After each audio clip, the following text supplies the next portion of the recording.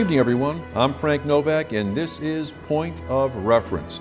Tonight, we give you a brief introduction to each candidate running for office in the city of Haverhill, incumbent as well as newcomer, in an effort for you to get to know them a little better and help you decide who to vote for on Election Day, November 7th. We're very proud that almost 100% of the candidates took us up on our invitation to help you become a more informed voter.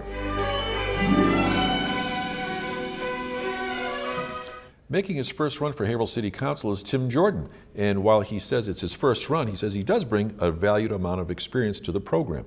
So let's hear what it is that Tim Jordan has to say. Welcome to the program, Tim. Thanks, Frank. Thanks for having me. Tell us about the experience that you can go ahead and bring to the Haverhill City Council and make it a better body and make the city better as well. Sure. So I've been volunteering in numerous different capacities over the past 23 years since I graduated from Holy Cross. With Team Haverhill, I was a co-chair for 3 years of the group itself. I've been on the board for several years, including as vice president, co-chair of the annual River Ruckus Festival for each of the past 5 years, co-chair of the Essex Street Gateway Mural project, and the Art Walk at the Bradford Rail Trail. So that's some of the things I've done with Team Haverhill.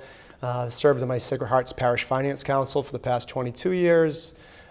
Been volunteering in numerous different coaching positions with Haverhill Youth Soccer, both travel team and in-town, YMCA, basketball league, travel basketball board, Riverside Bradford Baseball League. So I'm pretty plugged into a lot of different groups, including the Rotary Club, work with you as well. Professionally, I'm a financial consultant, so I'm very familiar with budgeting with my clients and business owners.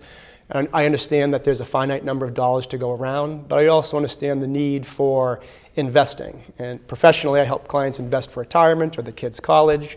But from the standpoint of a city, things like maintaining our buildings, our properties, investing in the equipment that the firefighters have, for example, that I understand is fairly outdated, and building in a routine maintenance schedule. There's a difference between spending money and investing it and using it wisely, and it's critical that we do that as a city council and as a city.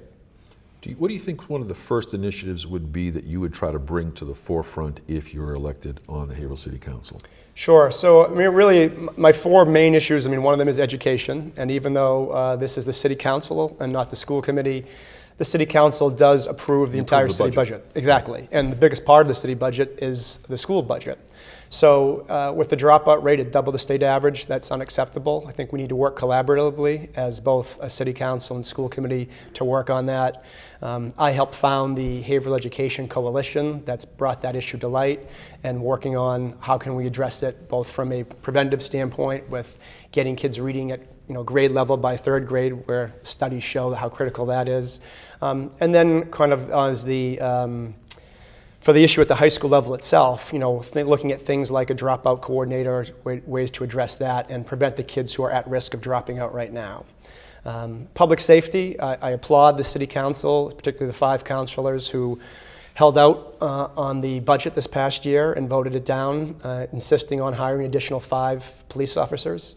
I feel like that's a good start. But as you know, the FBI statistics show that we are way understaffed for a city of our size and a population of our size. So I think continuing to address that and probably hire an additional 5 in the next 3 or 4 years would go a long way to helping get our city to where it needs to be and helping our residents feel safer, quite honestly. Economic development is obviously critical. I've worked as a volunteer, a member with the Greater Haverhill Foundation, most recently with Harbor Place, attracting new businesses down there, but we need to attract more businesses to Haverhill, more job opportunities for our residents, and also it takes pressure off of the homeowners if we can increase our commercial base. And then the last thing, my main issue is transparency.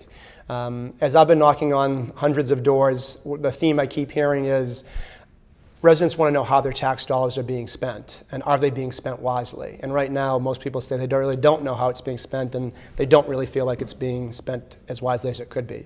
So I look forward to going over that with a fine-tooth comb and seeing how can we, for example, the ClearGov that our current city councilors have, expanding that so that our residents can look at it and compare how we're doing compared to other cities and towns. Oftentimes, one of the frustrations and criticisms of people that happen to be running for office or that are on the city council right now is that while you do approve the city budget that's brought forth to you by the mayor, the problem is that they're saying that you get that budget late, okay? And you don't have a lot of time to be able to go through the budget to see if there are any modifications or things that need to be done. Strategically, is that a strategy that the mayor looks to go ahead and implement in order to get done what he wants to get done so that you can move things forward? But that also, does that take away the strategy of being able to scrutinize that budget that much more effectively? How would you reconcile that sort of dynamic? Sure, I think that as city councilors, we would need to insist on getting the budget sooner. I agree wholeheartedly that waiting too late in the game, it's not fair to the city councilors to allow them to do their job, quite honestly, to evaluate if they feel like it does enough. So part of it is not to wait to the last minute and criticize that we didn't get in time, but to constantly be reminding the mayor we need it and we need it a lot sooner. And collectively, I think if we can hold his feet to the fire and demand that we get it when we should get it, so we have time to properly evaluate it and really do our jobs. As a student in observation of what the Haverhill City Council has been doing, not only recently, but maybe over the years, is there any particular thing that you would, if you could, hit the rewind button and ask and would have liked the Haverhill City Council to reconsider a vote that they've taken the affirmative, but to go a different way?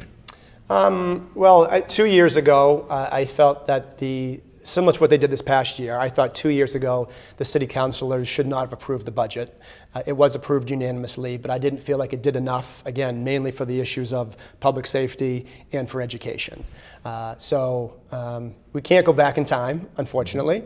But again, like I said earlier, I do applaud the 5 city councilors who voted against the budget as was first presented and held out and demanded for more police officers. So again, I feel like it's a step in the right direction, and now it's a matter of going forward. How can we collectively work together to help Haverhill be the best place it can be? Do you think, now you'd be on the Haverhill City Council rather than the school committee, but you do approve the budget, and once you approve the budget for the school department, they can rearrange that in many cases any way they'd like, they see fit. But when you're talking about, in running for city council, you're talking about a per pupil expenditure of about $12,300 per pupil. In your opinion, does the expenditure of more money per pupil automatically raise the performance level of pupils overall or not? Yeah, it doesn't automatically, no. I think the event the Haverhill Education Coalition put on this past April, the Education Forum, Tom Granneman, Benchmark Haverhill Schools showed that we are underfunding education in Haverhill relative to other communities. So that does need to be addressed. However, it's not just a matter of throwing money at it, it's using the money wisely. It's a very exciting time, for what's going on in the city of Haverhill. I know Superintendent Scully has announced he's resigning at the end of the year. This past Thursday, the school committee announced the start of the nationwide search, and that's going to be critical. I mean, we spend a lot of money. I believe the superintendent currently gets paid in the neighborhood of $240,000 a year. At that level, we should be able to get a rock star superintendent who has demonstrated that he or she has turned around similar districts. So I'm really excited for what's going to be happening this coming year. That's great. Thank you very much. Tim Jordan, we appreciate you being here and being able to express your view. Good luck in the upcoming election. Thank you very much for having me, Frank. I appreciate the opportunity. Thanks very much. We'll be back.